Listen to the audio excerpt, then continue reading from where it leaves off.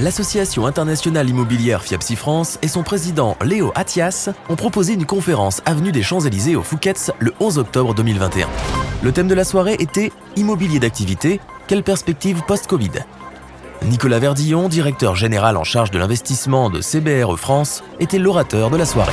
Après 18 mois, 2 ans d'une crise pandémique, devenue très vite économique et sociale, tout a changé, incontestablement. Est-ce que des choses ont changé provisoirement, ce que j'appelais la panne? Si quelqu'un sait quelle est la santé, quel est l'avenir immédiat ou plus lointain de ses actifs, c'est bien Nicolas. Il faut toujours faire attention aux mouvements de balancier, aux mouvements excessifs. Et quand on regarde bien, par exemple, le stop qu'il y a pu y avoir sur l'investissement bureau depuis 6 mois, ceci n'est on va dire, une réduction technique, liée exactement à la partie télétravail que j'évoquais tout à l'heure. Il va y avoir une restabilisation, il va y avoir une redéfinition qui est en cours, une nouvelle hiérarchie des risques. C'est vrai que investir ou utiliser des bureaux à 40 km d'un centre-ville, ça n'a plus beaucoup de raison d'être. Quand on parle de garder les talents, de recruter les talents, on a besoin d'une mixité urbaine, on a besoin d'une centralité. Tout ça fait qu'il y a une redéfinition qui que peut aller dans le bon sens. Quand on parle du résidentiel qui attire beaucoup de capitaux, tant mieux, ça fait de l'argent pour développer, même s'il peut y avoir quelques freins qui soient d'ordre administratif ou politique qui sont purement ponctuels.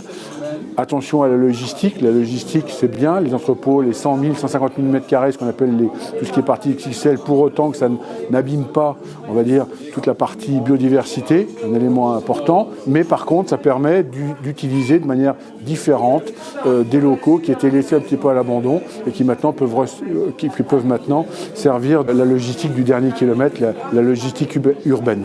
Et puis bien évidemment la partie purement démographique liée aux résidences services seniors, avec toute cette nécessité de cet environnement d'accompagnement social de nos anciens, de nos seniors, malgré mes cheveux blancs.